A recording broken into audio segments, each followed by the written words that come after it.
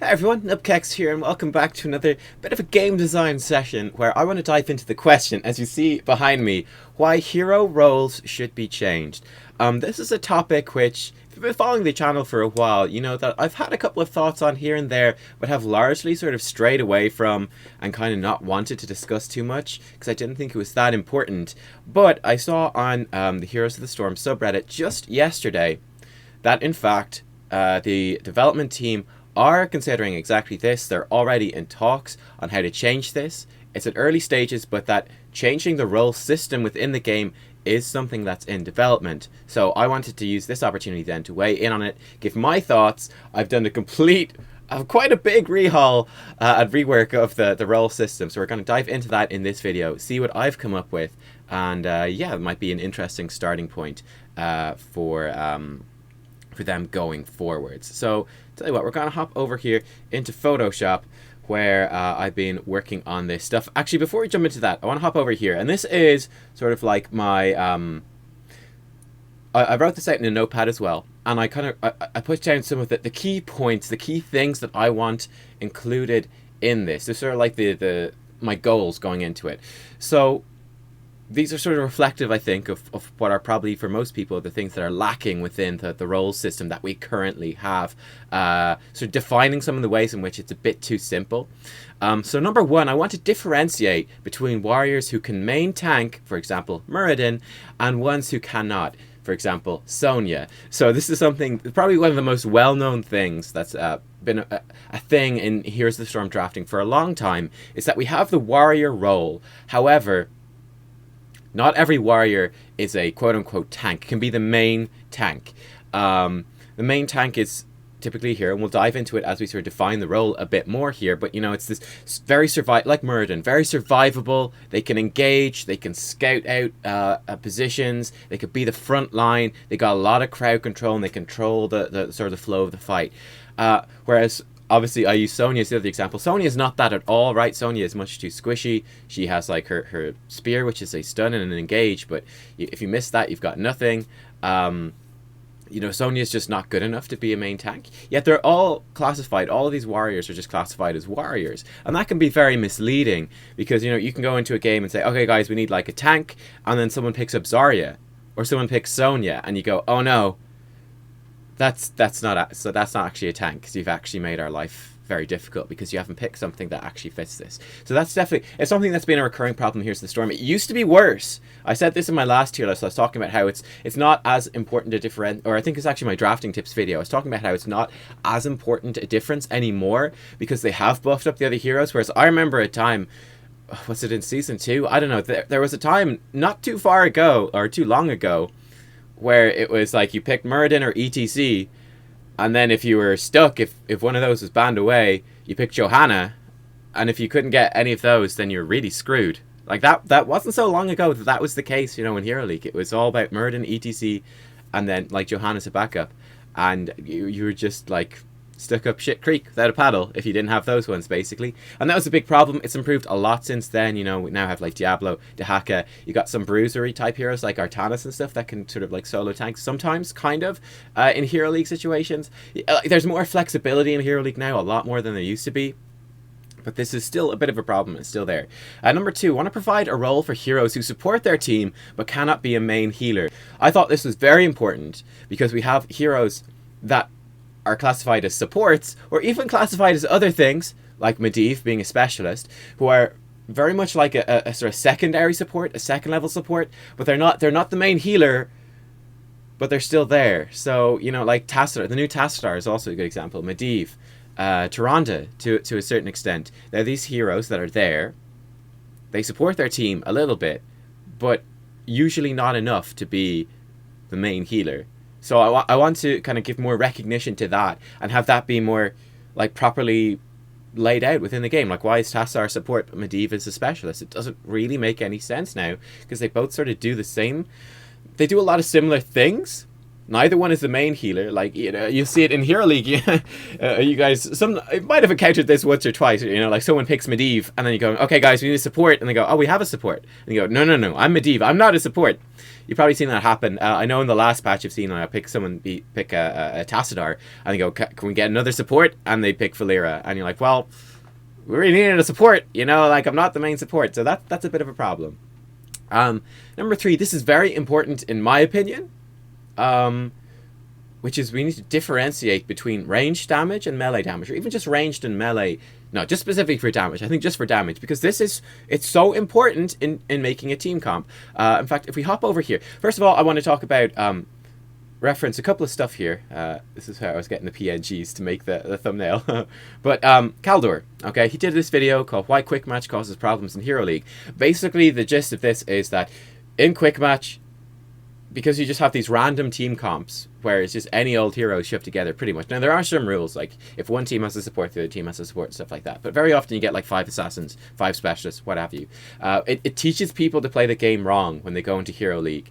Or they learn a whole bunch of bad skills that are actually incredibly misleading, and makes it more difficult to learn how to play in the game when there's an actual draft and team compositions, and this is a problem with Hero League. That's the rough gist of this video. But in this, what he's talking about, what is a proper team composition, and it sort of references what I was outlining, if you haven't seen it, my top 5 tips drafting video, where I do the top 5 drafting tips. For me, in order for me, it was number 1, you want to support, like, excuse me, again, here we go. This is a bit of a problem with the roles. It's difficult to talk about it. You want, number 1, a main healer, standard team comp. You want a main healer, you want a main tank, and then you want a ranged damage dealer, and then the other 2 slots I had a melee, a frontline flex, and then a ranged flex, or just a general flex. That can be anything. That's kind of like how I had my team comp. So we have, in fact, we can write this out here.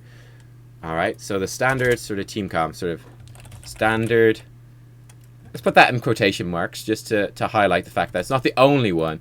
Standard comp equals main healer, in order of importance, main healer, main tank, range damage. Put 3 things here to indicate less important. Melee flex, and then a general flex. Let's actually type that in as a general flex. General flex. And I don't know why some stuff is capitalized, but some stuff isn't. We won't worry about that too much. But this is, in my opinion, the sort of standard composition that you will typically be trying to put together. So you can see here that, you know, ranged and melee, from my definition of this, and this would be pretty much I think the very much accepted one. They're very important things within what you're trying to build. Like it's so important to have a ranged damage. So Kaldor actually, sorry, to go back to Kaldor, the comp he outlined, he said, you know, it's so important to have a healer, a tank, and then he also agreed and said, you know, and pretty much he goes as far to say that you nearly always want a ranged damage dealer as well. They're like the 3 sort of essentials of your composition. After that, it's more flexible. But yeah, this is... sorry, going back to this, yeah, ranged and melee. So ranged damage, that's a huge part of it, right? It's so important. And you'll be doing this, and you realize this, but you're having to parse the information yourself. But you will be sitting in a draft, and I realize I do this all the time. You're sitting in the draft, and you go, oh, I need a ranged damage dealer. And then you go to assassins or specialists, you have them both up, and you have to sort through them yourself, looking for that ranged damage dealer. Or you say, okay, we got a couple of range. I like to play like a melee sort of damage dealer, or maybe another warrior, or maybe a bruiser or something like that. Like a warrior more focused on dealing damage, and then you've got the warrior, the assassin, and the specialist tab open. I mean, you're kind of parsing through everything looking for this.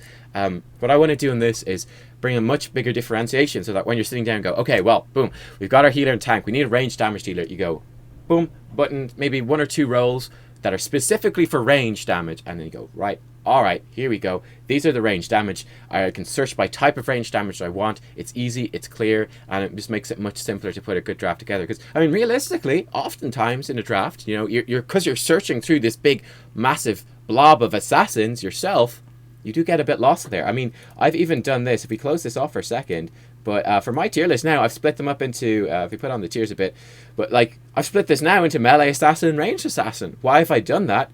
Because, and this change got huge approval from everyone that I asked about it, because there were so many assassins that this tier list was this big blob of heroes that was really difficult to read. So by splitting it up into different ones, it made it much more, much clearer.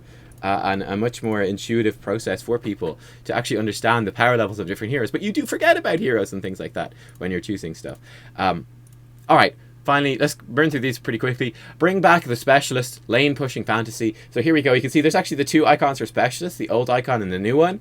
So the old icon for specialist, as you can see by the structure, it was focused on, you know, the sort of lane pushing, taking structures, that idea of a specialist. That was the original idea. They then changed it to this icon. They changed the concept of specialist to just include heroes that didn't really fit in any role. This happened when they released Medivh, because they said, well, Medivh, he's kind of a support, but then he's really not a support at the same time. Like, he's supportive, very supportive. He even has the healing, he even has the support stat in the stat sheet, but he's not main healer material. And basically there's a rule within Quick Match that, you know, if one team has a support, the other team has a support. And they couldn't have Medivh in there because he'd just break the system. He'd just break the system because one team would get, you know, Malfurion, one team would get Medivh. Guess what? Malfurion team has a massive advantage because they actually have a healer and the team with Medivh wouldn't. So they had to put Medivh in the specialist role and they had to redefine the specialist role. I think that's a problem. I like the fantasy of having the lane pushers, the siege damage focused heroes. I think that's a cool fantasy. I think it's a cool idea. I want to bring that back in the role system. Number 5 then, a couple of simple things here to end this off. Limit the multi-class to heroes who would or who should change drastically based on talent choices. So for example, there's some heroes that arguably even within this expanded role system could fit into potentially multiple roles. That's fine. But I decided not to in this. I wanted to keep as much as is humanly possible, keep one hero to one role. I don't want them to be fitting into multiple roles. Just for simplicity's sake. And then have multi-class as heroes like Varian. Or for me, a hero that should be multi-class would be Kharazim as well, right? So Kharazim, he can pick a talent that improves his healing, Transcendence, or he can pick, that's what it's called, isn't it? I think. Or he can pick Iron Fists and go into a more damage-based role. Alright, so I want it to be focused on heroes whose playstyle actually changes quite drastically based on their talent choices. And I'll even give you a couple more ideas for ones I think should be there and how that could expand their identity as heroes. But yeah, I wanted to really limit it down and just try to keep heroes to one role each, just for simplicity's sake. Now, there is another idea for a sort of new role system that's worth mentioning here because I think it's also clever, which is like a tag system. So you have all these tags like burst damage, you know, tanky, squishy, ranged, melee, spell based,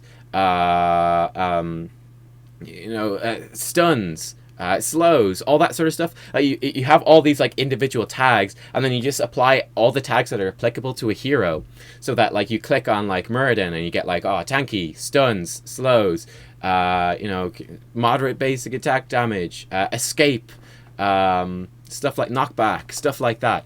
With Haymaker. You have all these tags and they describe everything a hero can do. So that one, you get the advantage of the tag system is that it is very accurate in that, it summarizes pretty much everything a hero can potentially do. So that's good. But then it's also less clear in terms of searching and for new players. Like you can search, you apply as many tags as you want, and then it would search and search and search by the tags. I think it's a bit messier. I wanted to stick with a simple system, and that comes to number 6, which is keep things simple, help new players. And that for me is the defining thing of this. When I started thinking about this, was I want this to help new players. It should be clearer for players, because I was thinking, like, I know as an experienced player when I go into the draft how to draft well, but for a newer player going to Hero League for like the first time and they see warrior, assassin, support, and specialist, and they try to build a composition, they could go drastically wrong being led by the roles as they are. Whereas if there was more clarity on stuff like, okay, what's range and what's melee, what can be a main healer, what cannot, what can be a main tank, what cannot, that would help people out an awful lot. So that's where I came from. Guys, let's dive into this and let's see what I've come up with. So first, in fact, the roles, just to read them out for you, I've gone for tanks, bruisers, assassins, mages, marksmen, specialists, healers, and supports. And hopefully initially, even just from reading through that list, and I'm going to go through each one now and define it specifically, but it should be relatively obvious, or you should be able to give a pretty good account of what these roles are going to do just from hearing the names. That was one of the goals here. But first off, I've got tanks. So for me, tanks they're at the front line. They're big, they're bulky, they're tanky, very survivable, and they also bring very high crowd control. In return, they're not going to typically have as much damage as other heroes would have. So examples of tanks. We've got, you know, ETC, classically, he's a tank.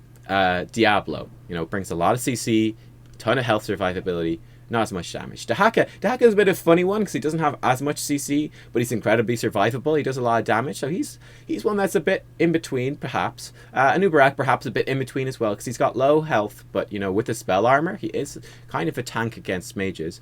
But yeah, I mean, you could also, again, this would be a path for somewhat balancing heroes. Actually, you know what? I'm going to put this in here as number 7.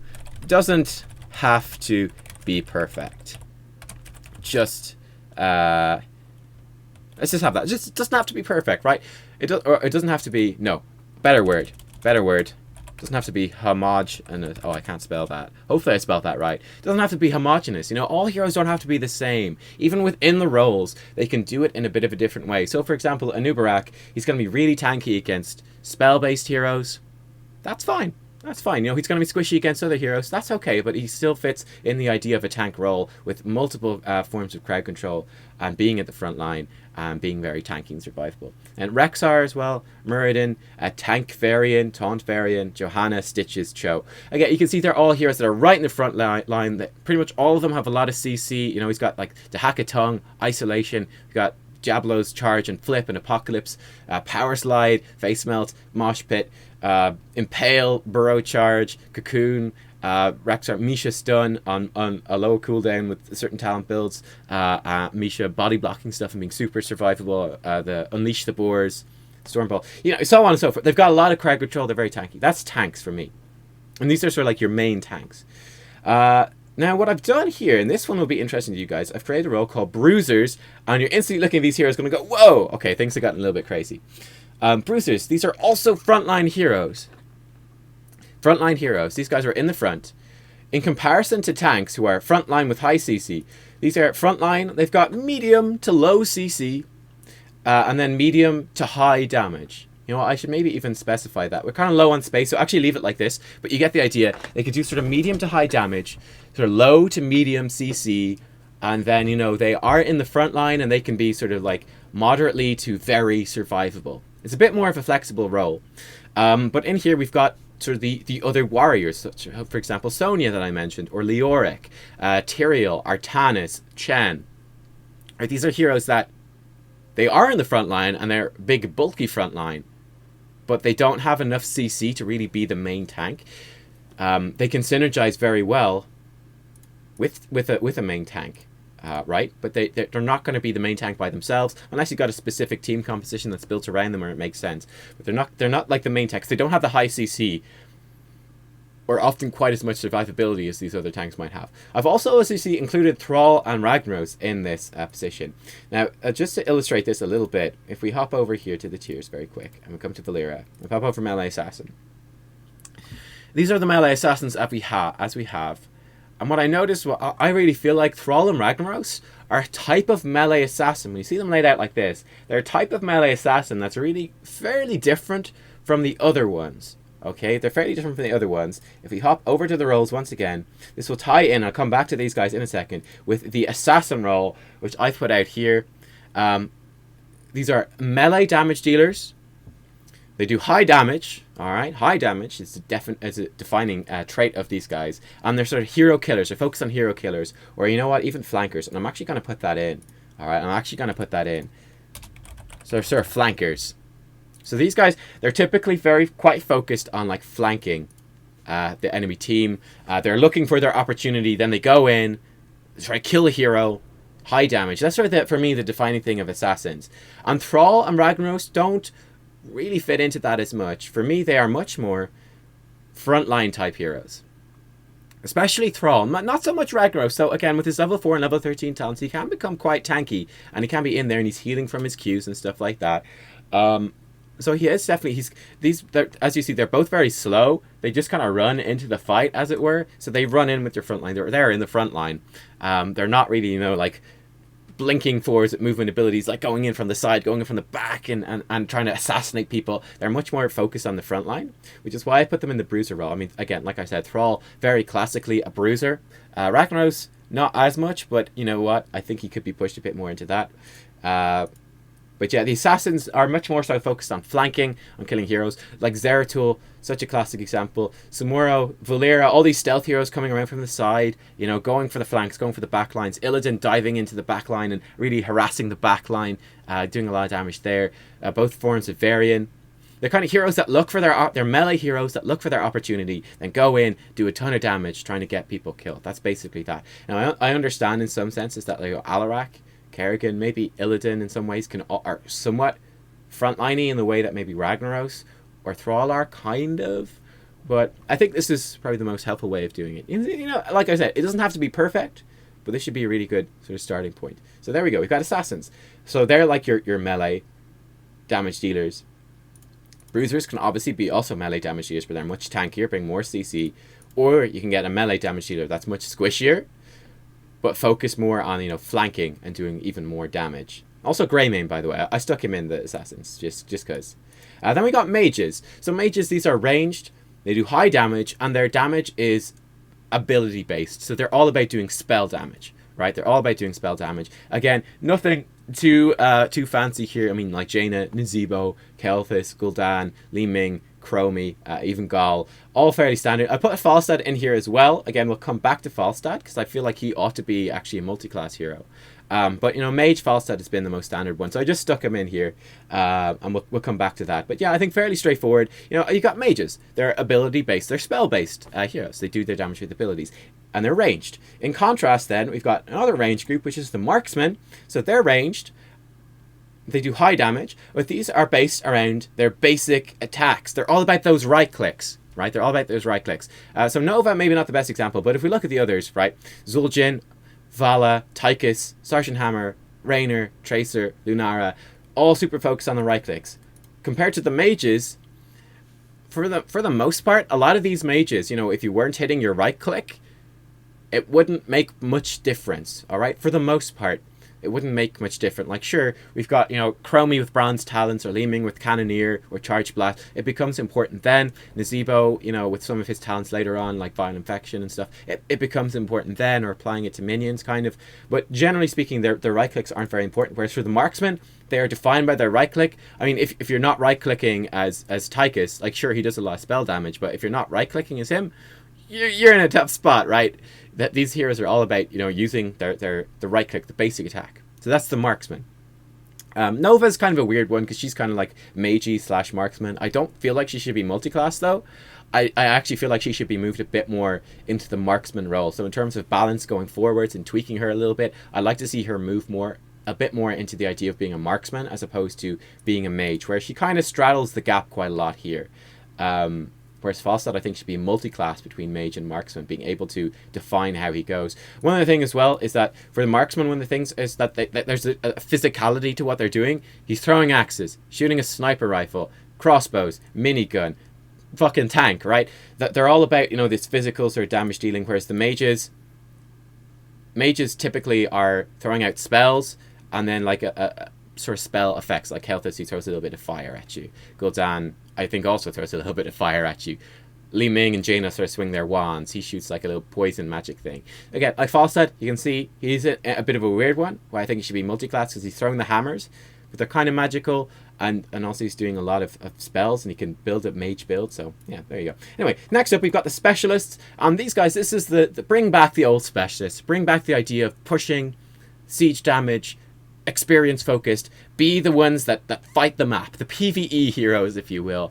We've got the Lost Vikings, Zagara, Zul, Sylvanas, Abathur, Gazlo, Azmodan, and Murky.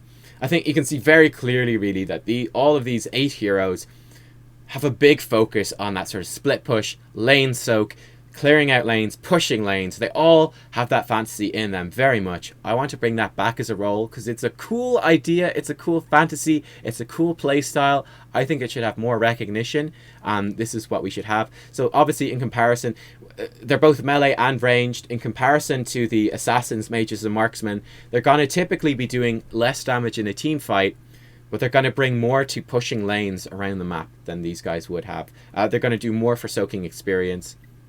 So yeah, that's the specialist role. Then finally we have the healer and support role. So for healers, I have healers that are high healing. They bring sort of low CC And I've also put in low damage to differentiate them from the support role, which we'll come to in a second, which would be quite interesting, I think, for you guys. But yeah, these are basically sort of the main healers that are in the game. Nothing too special here. Two that I will point out actually would be Kharazim and Lily. I think Kharazim should be multi-class between healer and support. Make more sense when we go over to support in 1 second. And then Lily is a bit of a funny one where she's, you know, she's just... Anyone who plays high-level play will tell you she's not good enough to be... She doesn't fit as being a main healer. I think they could make her either... I think Lily honestly needs to be reworked. I don't think she fit that well as a multi-class, to be honest. I think either make her more of a healer or make her something of a support. I don't think that would be totally unreasonable. In fact, if we hop over to support right now, just to show you what that is. These are traditional sort of supporting heroes, but they do low healing or... they do shielding, right? They don't heal per se. They do shielding. They have low crowd control, and they do medium damage. All right. So in comparison to healers who do high healing but low crowd control and low damage, these guys have lower healing, but low CC as well, but they do sort of medium damage. All right.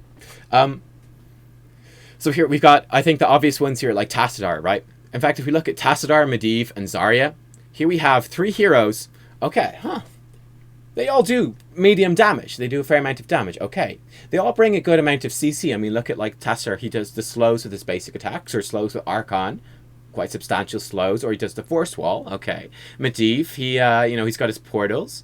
And he's got both of his heroics are big CC things. Zarya, she, you know, she applies her shields. Medivh applies his shields. He applies his shields. Zarya applies shields. She also does quite a bit of damage, and then, you know, she's got kind of a bit of CC with her heroic, but not too much. I think these all fit into this idea, this concept of a support, which is they're not a main healer. They're not about healing you up, but they support you. They protect you during the fight. They also do fairly decent damage, and they bring a little bit of CC as well mixed in. I think Kharazim with a more damage build does the same thing. He's going to do low healing. He's not going to have much CC, to be honest, but he's going to have low healing, and he's going to do, you know, medium damage. That fits with like a damage build Kharazim. And then Tyrande, who obviously is fairly low healing, brings a little bit of CC as well, and then, you know, brings more damage with Starfall with the vulnerabilities. I'd be open. Bit of a rework idea for Lily is potentially... Okay, so Chen, he drinks his stuff and he gets shields. Potentially you could make Lily be a bit like that. Make her, you know, just a support in this new system, and instead of her doing these heals, make her more focused on, you know, giving little shields here and there. All right, so kind of a similar playstyle to what Lily has right now, where she does pretty good damage, and then she's just giving these little bits of shields here and there, just like topping people up, giving these little shields randomly during the team fight. That could be kind of cool. That could be kind of cool. Or, you know, she puts her water dragon, and every time the dragon attacks, it gets a little bit of a shield. So maybe having supports a bit more focused on the shielding idea. Are also doing sort of low healing as well. That's not terrible. I mean, like Medivh with reabsorption, Kharazim with his heals, they do a little bit of healing, even when they spec into the sort of supporting sort of area. But yeah, there you go. Tyrande is also a bit of a funny one, and I wouldn't mind as well having her be multi-class between support and healer. I'd also be fairly open to that, where, you know, you can go into like invest more in her Q and into Shadow Stalk. Like maybe picking up Shadow Stalk makes her heal more powerful. All right, cool. And then she can become like a main healer through that. The idea, like the variant idea, where the heroic tweaks your stats. You could do that with Tyrande, or then like she goes into instead the Starfall and she does less damage. And she does a lot less healing, but then she brings a lot more damage to the table, right? And I don't know exactly what it would do, makes her basic attack stronger. I'm not sure, just really bad ideas throwing them out there, but you get the rough gist. So again, just to go through this again, give you once again the overview of what's going on. We've got this broader idea of the frontline heroes, which are broken down between tanks and bruisers, right? So we've got the tanks. They're tanky, they're frontline, bring high crowd control. They don't do much damage though, but super survivable, a lot of control. Then we've got bruisers. They're also in the front line, but they sacrifice some of their tankiness, or they sacrifice some of their crowd control in order to bring more damage. I've even got some melee assassins in there. Then in terms of the other melee heroes, or like sort of melee focused role, we've got the assassins. Unlike the tanks or bruisers, they're not frontline heroes, right? That's not really their job. They're going to be like dipping in much more. They're much more focused on sort of they're more opportunistic, they're more flankers, they're more ambushers, but they do very high damage. They're focused on like going in, getting the kills. That's the assassins. Oh, by the way, I think Greymane, while we're here, in fact, are there any like multi-class? Let me just check this. I don't think anyone here should be well, Varian, obviously multi-class between a tank and an assassin. I think that's fairly obvious. Then bruisers, you could potentially have multi-class here with like Ragnaros to make it a bit more. I mean, you could even multi-class Ragnaros as like a bruiser and a specialist. That wouldn't be totally unreasonable. Sort of a more lane-focused dude. That's potential. That's potential. Though, again, the problem here, going back to what we said, is keep the limit multi-class with the talents changing them. Ragnaros in his current design, he doesn't drastically change based on his talents. He kind of, you know, he's like a bruiser, but he also has elements of an assassin and elements of the specialist as I have them in him. So maybe we wouldn't actually have him as a multi-class. Keep the multi-class to heroes that actually change quite radically, for like Varian, for example. Okay, and we got assassins, the melee high damage dealers. I think Greymane should be a multi-class between an assassin, so specking in with his talents into more of a melee focus. Again, we could do this with his heroics, specking into a melee focus with go for the throat, or we could make him a marksman, specking into a more ranged basic attack focus with his mark for the kill heroic. So he could switch between them. Obviously, he does a bit of both because he's Greymane, but he'll be more developed into either being the Worgen form or the human form, depending on heroic. That could be kind of cool, and it tweaks his role as well. That could be cool, because Greymane is struggling a bit for identity. But yeah, first, we got the marksman here. So they're range damage dealers. They're focused on their right clicks, on their basic attacks. Then we've got the mages. These are also range damage dealers, but they're focused on their spells, on their abilities. And I think Falstad should be a multi-class between a mage or a marksman, that his talents should radically change which route he goes down. Either he focuses much more on basic attacks, on right-clicking, or he focuses much more on being a mage, wherein his right clicks don't matter that much. It's much more focused on the spells. Obviously, you need a bit of a change there, but I feel like he does straddle that line quite well, and I'd like to see that actually become a multi-class type feature. Then we've got the specialists. These are focused on pushing lanes very hard, on doing siege damage, on gathering XP. I want to bring this back. I think it's been missing from the game for a long time. We've got healers. These should be focused on doing high healing, very low damage, and bringing a little bit of CC as well. I mean, like, we've got the Rhaegar slowing totems, we got the Malfroots, polymorph, grenade, we've got a knockback, we've got a Uther stun. We've got kind of like a little bit of CC on all of them, but no drastic CCs, kind of. Well, I mean, maybe Malf with the roots and the silence, but or Brightwing maybe a bit of the knockback, but you get the rough idea, right? So they're very focused on doing high healing, on topping people that are injured off, sustaining people throughout the entire game. Again, here I would multi-class Karazim as a healer or support. Uther, I would actually like to see potentially multi-classed as a healer or a tank. I think that would be cool, right? You start him off as like this tanky hero who does a little bit of healing to his allies as he goes, and then at level 10 you go for Divine Storm and he gets like a big max HP increase a la Varian, or he goes for Divine Shield and he gets a big like healing boost a la, I don't know, not a la anything, just he gets a big healing boost. And like you could again change the visuals somehow. Like, for example, if you pick like Divine Shield, he'll like kind of carry his holy book in one hand and the hammer in the other hand. He'd be more focused on that. Or if he goes for like the tank, he'd just have the hammer in two hands. I think that could be a really cool identity for Uther, who's kind of languishing a little bit. And then, like, when you do define these heroes more as multi-class, it opens up the idea of other things. Like, a bit of a single target burst healer becomes a bit more of a thing that you could bring out a little bit instead of the Uther, who's going to be multi-class. Potentially. We got supports then. We're focused more so on shielding or a little bit of light healing. They do a bit of CC as well. Maybe a bit more than the healers on average, perhaps. And then they do medium damage, so they do a lot more damage. And yeah, there you go. It opens up more ideas as well then for how you can construct team compositions. It's a bit more clear. Like, okay, for example, we're not going to run a tank. We're just going to run maybe a bruiser here. Okay, what do we need for a bruiser? Well, if we're running a bruiser, maybe we want to run 2 bruisers. Then we'll grab like a healer and a support. Okay, so 2 bruisers, a healer, and a support. All right, that could be, and then like a mage, right? 2 bruisers, healer, support, and a mage, and that might kind of be a relatively reasonable team composition. We've got, we bring a support along to give a bit of extra protection, considering we've got 2 bruisers. We don't have a main tank. We still got the range damage and stuff like that. Or, okay, we'll grab a tank. So we got a main tank. In that case, we're just grabbing assassin. Actually, we kind of have the front line fairly solid already. Then we'll grab, we'll actually go for a marksman then, a specialist to split push, and then we'll grab a healer. Something like that. That could be kind of fun. Or again, you go okay, we're going to build a focus the support kind of composition. Right, we'll grab a marksman, maybe a tank, maybe 2 bruisers with good sort of self-healing, and then maybe a specialist kind of split pushing around the map, and that will work out. You see, it opens up more ideas, and hopefully it's a bit more of a helpful and constructive way to work through this idea of the roles. So again, here I have this is probably not very clear, but going through this again, ones I marked some of these heroes for ones I'd like to see reworked. So for example, Falstad, I'd like to see a rework to make him a mage marksman hybrid. A multi-class Greymane, make him an assassin or marksman multi-class. Karazim, healer or support. I didn't note Nova. I'd like to rework her a bit towards a marksman. And Ragnaros, maybe rework him a little bit towards a bruiser, doing a little bit less damage, but being a bit tankier. I don't know. Kind of open on those ones. Thrall, I've noted him as a bruiser as well. I think that fits pretty well, though. Uther, I was saying healer and tank. Cool. And then Zarya. Actually, oh yeah, so the Zarya thing, making her a support instead of a warrior. Or instead of a tank or something. Maybe multi-class Zarya as well as a tank or a support. That is a potential thing you could do.